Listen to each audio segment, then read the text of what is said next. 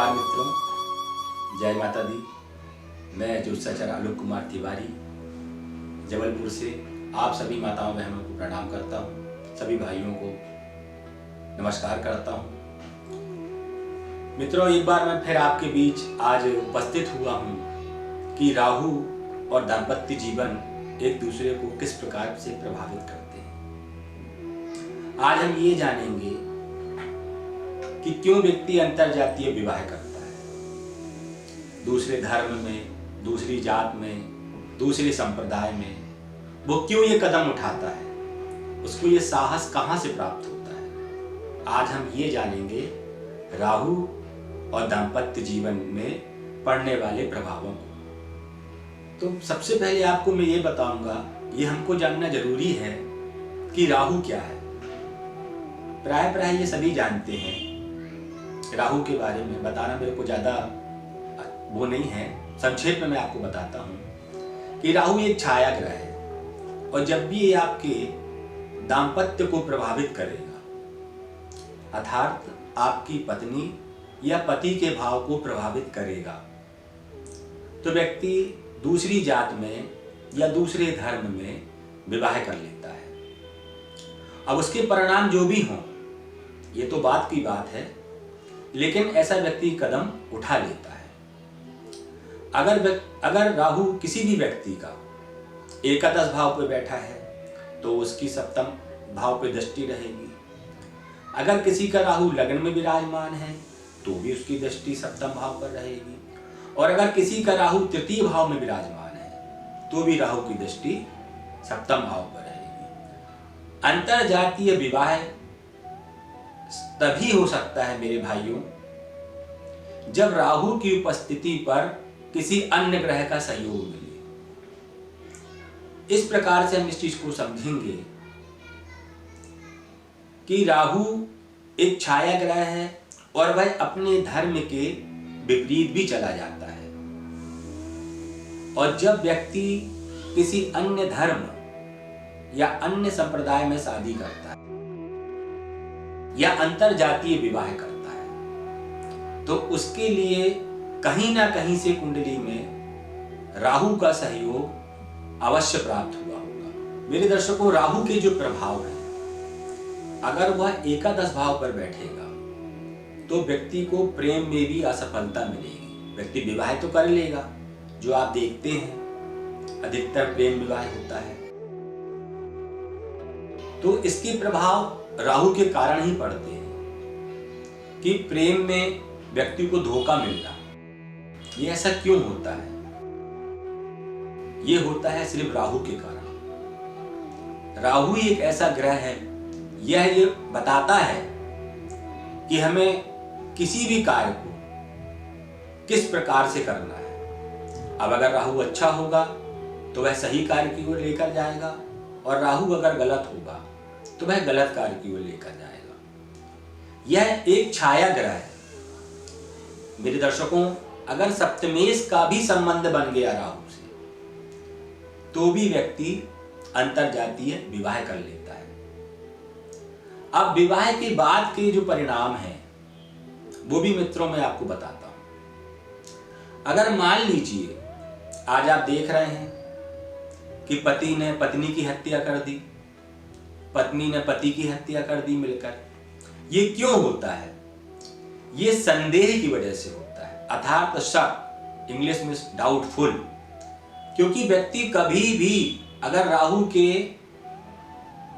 छाया में है या उसकी उपस्थिति है कुंडली में सप्तम भाव या सप्तमेश से, उसका मिलान होता है, तो व्यक्ति अपनी पत्नी के ऊपर या प्रेमी अपनी प्रेमिका के ऊपर या प्रेमिका अपनी प्रेमी के ऊपर हमेशा संदेहपूर्ण दृष्टि से देखते रहेंगे, और यही एक कारण बनेगा उनके जीवन में कलह का। क्यों?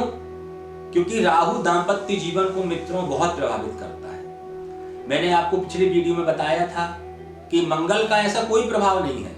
मंगल सुबह शाम लड़ाई झगड़े करवाएगा और शाम को एक कर देगा। लेकिन अगर राहु की उपस्थिति दाम्पत्य जीवन में कहीं से भी हो जाती है तो भी जीवन नरक तुल्य हो जाता है। आपने देखा होगा कि आज पत्नी के बाद भी होते हुए व्यक्ति अलग से ऐसे कदम उठाते हैं, अफेयर करते हैं बाहर, तो वो ऐसा क्यों होता है? इसका एकमात्र कारण है कि दांपत्य जीवन में कहीं ना कहीं से राहु सम्मिलित है और ये एक धोखा है और एक संदेह है। व्यक्ति हमेशा एक दूसरों को शक की दृष्टि से देखते रहेंगे। पति पत्नी में हमेशा डाउटफुल रहा आएगा। पति सोचेगा कि मेरी पत्नी का कहीं बाहर कुछ है, पत्नी सोची कि मेरे पति का कहीं बाहर कुछ है, जबकि इसमें कोई जरूरी नहीं है मेरे मित्रों, मेरे भाइयों, मेरी बहनों, कि ये सत्य हो। लेकिन राहु आपके मस्तिष्क में, आपके दिमाग में ये भ्रम फैलाता रहेगा। अगर राहु का कहीं से भी कनेक्शन सप्तम भाव से बनता है या पंचम भाव से बनता है, अगर पंचम भाव से भी बनेगा तो भी व्यक्ति अपने प्रेम में असफल रहेगा और प्रेम का के प्रति हमेशा कुछ ना कुछ विचार करता रहेगा। और अंततः अगर वो विवाह कर लेते हैं, मान लीजिए उन्होंने विवाह कर लिया, तो उसके बाद के भी परिणाम उनके लिए खराब होंगे।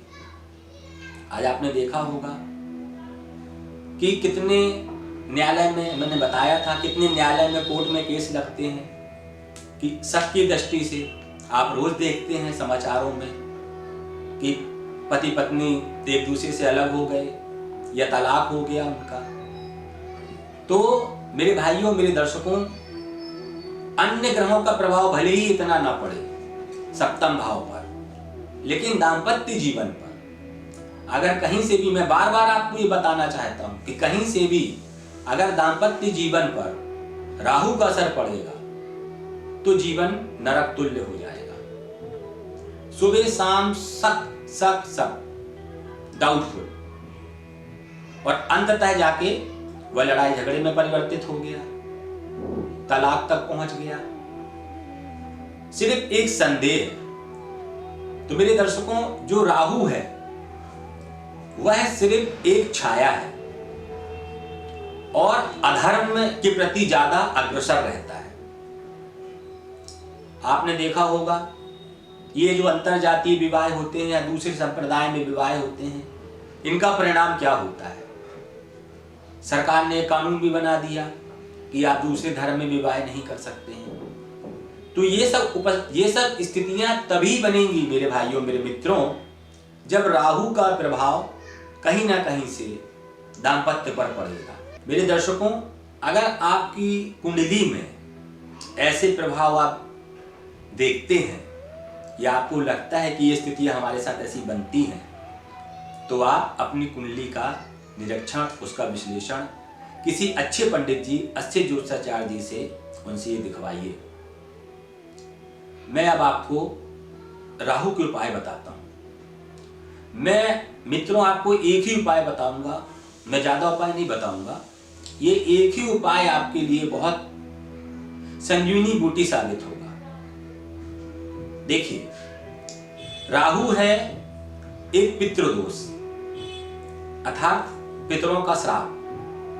तो इसका सबसे अच्छा उपाय और सरल उपाय है कि अमावस्या के दिन आप किसी भी नदी, किसी भी तीर्थ किनारे चले जाएं।